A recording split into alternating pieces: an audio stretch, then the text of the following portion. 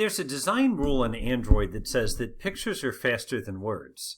And what that means is that a user can recognize what a picture means a lot faster than a user can read words and understand what they mean. When we're making some kind of user-facing software like a website or a mobile app or something like that, we want to make sure that the user can get to the information they need as quickly as possible. So in this video, we're going to see how we can change these top nav links from text to a set of icons. Now, we could probably go out on the internet and search for some clip art and use that as icons, but the trick is we're not going to have consistency. And for our page to look professional, we need to make sure that everything on the page looks fairly consistent. So there's an easy way to do this. Look for a website called Android Asset Studio. This site allows you to generate icons that can be used on Android apps. And the handy thing is, it creates it in several different densities, from 36 by 36 pixels all the way up to 192 by 192. So not only does it generate an icon, but it generates it in several different sizes. Additionally, they're consistent. They're based on similarly designed clip art, so they all look very similar, and you can also specify colors when you're creating these. Let's go to Generic Icon Generator, and we can search for something like Home. So I click the Home icon, and let's choose color. I could choose one of their predefined colors, or I can specify one of my own, just like so. And you notice that the icon then changes to that. Let's give it a name. In this case, it's IC Home, and then I'm simply going to download. We open the downloaded folder, and you can see res, and then there are different folder names, MDPI, HDPI, XHDPI, all the way up to XXHDPI. This represents the different densities of this icon.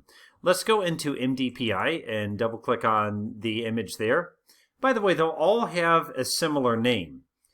It's just a matter of the folder that they're in tells what size they are. So we see that this one, okay, a little bit green. Let's maybe go up one density level. Let's go ahead and go to XHDPI. And you see that one, you can see a little bit bigger, but you see it has that green style. So what I might do is save this. We'll just copy. I'll navigate back to the directory where my HTML page is and make a new folder called IMG, and then we will paste. I'll repeat this for the other icons that I'm going to make. I'll show you how I'll make them now, and I'll take that part offline where I save them. So we have Home. We have Plant. So for this, we'll say Flower. So I select a flower. I leave the other defaults the same so you can see it gives us that green color. I verify the name is different from IC Home. It's easy to leave these names the same, then you end up overwriting the same image over and over again. But no, it's IC Local Florist. So I might just call it Plant.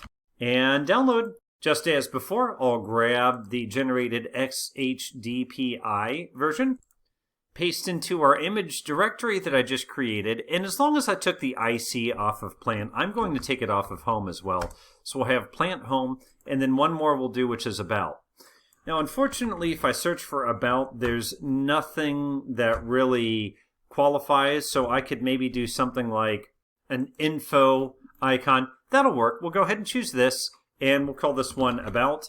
Leave all the defaults the same again, and download. As before, copy the image and paste. Now we're ready to go back to our HTML page and swap out our text labels with some images.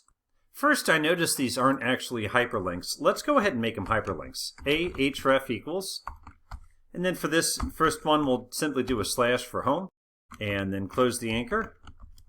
And then for Plants, we'll say Plants, and then again close the anchor. And for About Us, we'll say, this one's easy because it's the page we're currently on, aboutus.html, and close the anchor. This nav, I don't have pages locally for Home and Plant, so we're just going to kind of pretend those are there. But let's go ahead and save and make sure we have hyperlinks now. Sure enough, we can see now these are hyperlinks. I can mouse over them, I can click, and we know some aren't going to go anywhere, but the About Us page, okay, that link works. So we have them as hyperlinks, and now we need to make them icons.